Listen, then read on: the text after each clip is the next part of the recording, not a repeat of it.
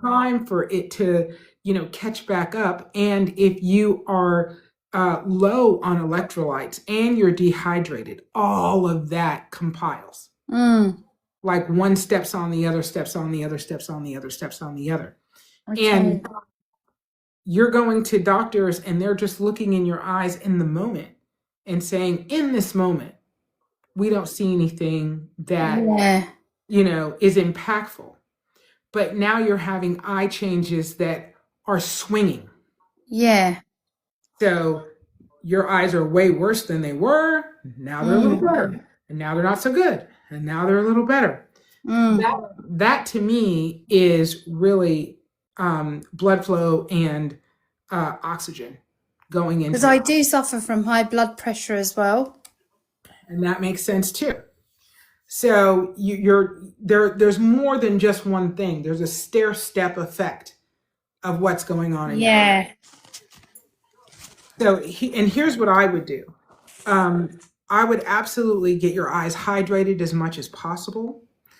I would absolutely use a DMSO and castor oil product to actually bring the swelling down that's happening behind the eye. And you can have, because you've got high blood pressure, you can have a very low level of inflammation that's causing a big problem. So getting any inflammation in the eye down, increasing the blood flow, increasing, I don't know what you've done as far as fluid. I would absolutely overhydrate just to get as much fluids through your blood system as possible. The more, fluid your blood is, the easier it is for it to get through the veins and the capillaries, especially those small veins and vessels that are in our eyes. Yeah. Okay. Okay. Yeah. Makes sense.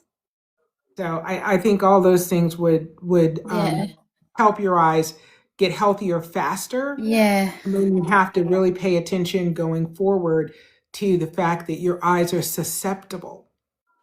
Yeah. I mean, I also lost a best friend to cancer last year. It's just come up to a year for our anniversary. And I think I've never cried so much in my whole life. Oh, yeah. She was my friend of like 25 years who I probably spoke to like 20 times a day, my go-to. Right. And I'm devastated. I'm like heartbroken. Even when I think of her now, I'll sit here and have moments on my own where I'll just sob. Yeah. And yeah, so your eyes have had these back-to-back kind of mid-level traumas. Traumas, They're not even low-level traumas, they're mid-level traumas. Yeah.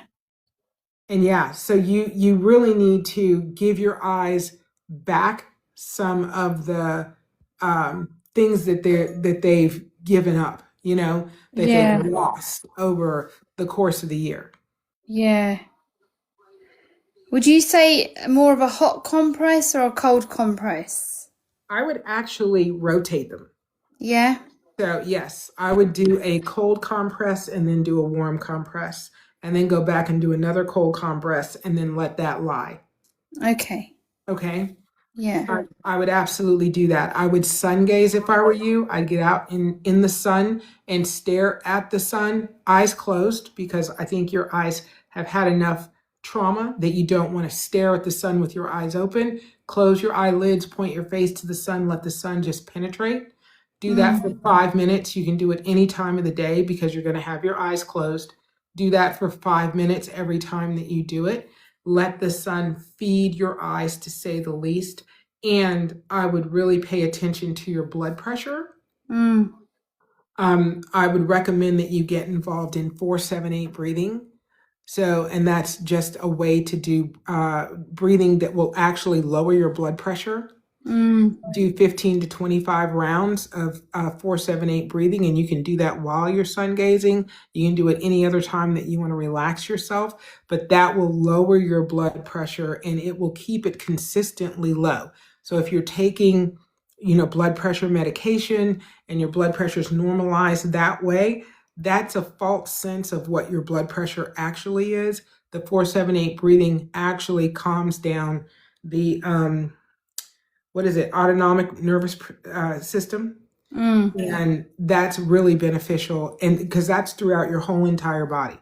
So you want to bring as much benefit to every system as possible, because even though you're not expressing, these things physically necessarily, like you're Mm. not going to the doctor and the doctor's saying, oh, you've got a detached retina, or you got this, or you got that. You've had trauma, and Yeah. even losing your friend is a trauma, and that trauma is still in your body. Mm. Yeah. No, you're right. Okay. Okay. Can I ask what your profession is in relation to like your background? I developed software for 32 years. Okay. So background's really technology. And Oh. as far as my emotional background, I, was in a family and amongst a lot of friends that were not emotionally intelligent. So I had to learn a lot on my own. Yeah. Wow. Oh, it's a pleasure speaking to you. No, it's a great pleasure talking to you too. And And where are you based? in Atlanta, Georgia. Oh, wow. Okay. And what time is it over there? Right now it is 8:44 In the morning? at night. Oh, at night. Okay. Yes. It's 1:45, like in the morning, like at yeah, Yes. just past midnight here. Yes. Yeah. The 6 hour time difference, to say the least. Yeah. Yeah. Oh, okay. So, treat yourself well. Treat yourself with kid gloves, and be gentle with yourself. You've Yeah. gone through some significant moments, and you got to Yeah. give your body time to catch up with your reality. Yeah. Like life just feels a little bit lonely at the moment without my best friend. No, I totally understand how you feel, a thousand percent. It's just not it's not the same world. Yeah. Yeah. Yeah. She compensated for every kind of like void that I had in my life. Yeah. No, I have a best friend that I've had since I was 18 years old, and I'm 61 now. And Wow. I told her when we were in our 30s, I said, you're the kind of best friend that if I was ever abducted by aliens, you're the first person I'd tell. Oh. Because I know she'd believe me. She would be like, oh my God, that happened. I can't believe it.